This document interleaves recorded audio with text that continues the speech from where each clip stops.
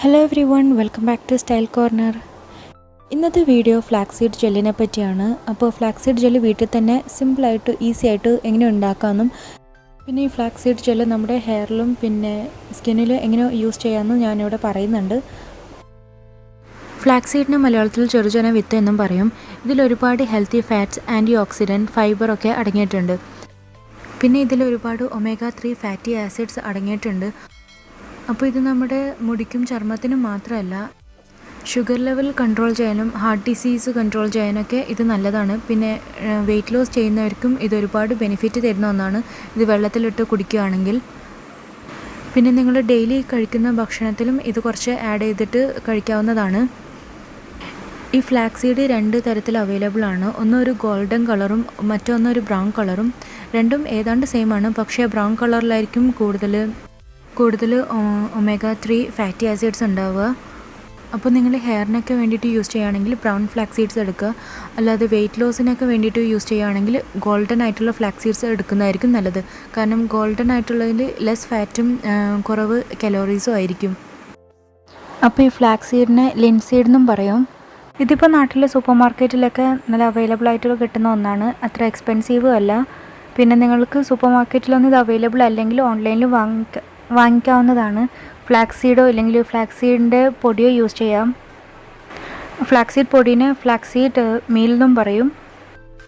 അപ്പോൾ ഇനി നമ്മൾക്ക് ഈ ഫ്ലാക്സീഡ് ജെല്ല് എങ്ങനെയാണ് ഉണ്ടാക്കുന്നത് നോക്കാം. ഇതിനു വേണ്ടി ഒരു സോസ് പാൻ എടുക്കുക.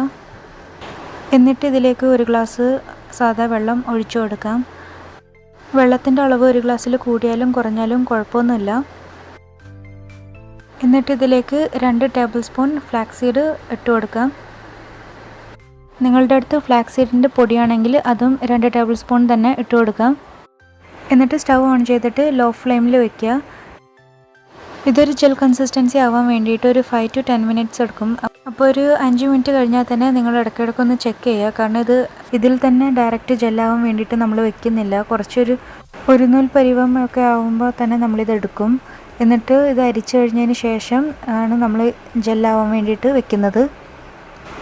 ഇതിൽ തന്നെ ഇങ്ങനെ തിളപ്പിച്ച് ജെല്ലാവാൻ വേണ്ടി വെക്കുകയാണെങ്കിൽ നമുക്ക് പിന്നീട് അത് അരിച്ചിട്ട് എടുക്കാൻ വേണ്ടിയിട്ട് ഭയങ്കര ബുദ്ധിമുട്ടായിരിക്കും.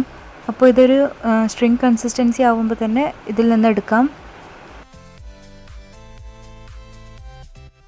അപ്പോൾ ഇത് വെച്ചിട്ടൊരു 5 മിനിറ്റ്സ് ആയിട്ടുണ്ട്. ഇപ്പോൾ നിങ്ങൾക്ക് കാണാൻ പറ്റും അതിൻ്റെ മുകളിലൊക്കെ ഒരു വൈറ്റ് ബബിൾസ് പോലെ നിൽക്കുന്നത്. നമ്മൾ വെച്ച വെള്ളം ജെല്ലാവാൻ നേരമാണ് ഇങ്ങനെ ബബിൾസ് വരുന്നത്. അപ്പോൾ ഇനി അങ്ങോട്ട് ഒരു സ്ട്രിങ് കൺസിസ്റ്റൻസി ആവുന്നുണ്ടോയെന്ന് ഇടയ്ക്കിടയ്ക്ക് ഒന്ന് ചെക്ക് ചെയ്ത് നോക്കുക. ഇപ്പോൾ ഇതാ ചെറുതായിട്ടൊരു സ്ട്രിങ് കൺസിസ്റ്റൻസി പോലെ വരുന്നുണ്ട്. ഇതുപോലെ ആയിരിക്കണം നമ്മുടെ ജെല്ലിൻ്റെ കൺസിസ്റ്റൻസി എന്ന് പറയുന്നത്. ഇനി ഇതൊരു അരിപ്പ് വെച്ചിട്ട് നമുക്ക് അരിച്ചെടുക്കാവുന്നതാണ്.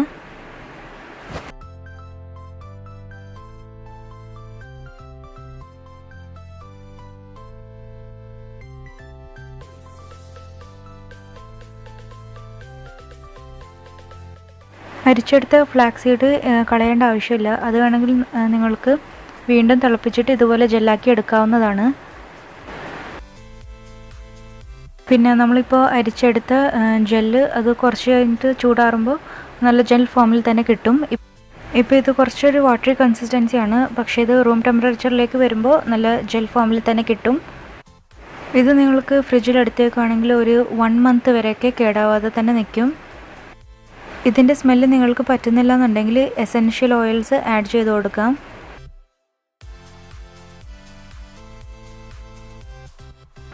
ഈ ഫ്ലാക്സീഡ് ജെല്ല് നിങ്ങൾ ഹെയറിൽ അപ്ലൈ ചെയ്യുകയാണെങ്കിൽ മുടിക്ക് നല്ലൊരു ഷൈൻ കിട്ടും. പിന്നെ ഹെയർ ഗ്രോത്തിന് ഇത് പ്രൊമോട്ട് ചെയ്യും. ഇതിലൊരുപാട് വൈറ്റമിൻ ഇ ഉള്ളത് കൊണ്ട് നിങ്ങൾക്കിത് ലിവ് ഇൻ കണ്ടീഷണർ പോലെ യൂസ് ചെയ്യാം. അതായത് കുളിച്ച് കഴിഞ്ഞതിന് ശേഷം മുടിയിലേക്ക് അപ്ലൈ ചെയ്ത് കൊടുക്കുക. എന്നിട്ട് ഇത് കഴുകി കളയേണ്ട ആവശ്യമില്ല. സാധാരണ ഹെയർ ജെല്ലൊക്കെ യൂസ് ചെയ്യുന്ന പോലെ തന്നെ ഇത് മുടിയിലേക്ക് അപ്ലൈ ചെയ്ത് കൊടുക്കാവുന്നതാണ്. പിന്നെ ഹെയർ മാസ്ക് ആയിട്ട് ഉപയോഗിക്കാനാണെങ്കിൽ നിങ്ങൾക്ക് ഫ്ലാക്സീഡ് ജെല്ലിൻ്റെ കൂടെ അലോവേര ജെല്ല് കൂടിയിട്ട് മിക്സ് ചെയ്തിട്ട് യൂസ് ചെയ്യാം. ഇല്ലെങ്കിൽ ഹണി, കോക്കനട്ട് ഓയിൽ അതും കൂടി മിക്സ് ചെയ്തിട്ട് ഈ ഫ്ലാക്സീഡ് ജെല്ലിൻ്റെ കൂടെ യൂസ് ചെയ്യാവുന്നതാണ്. മുടിക്ക് നല്ലൊരു സ്ട്രെങ്ത് കിട്ടാനൊക്കെ ആയിട്ട്.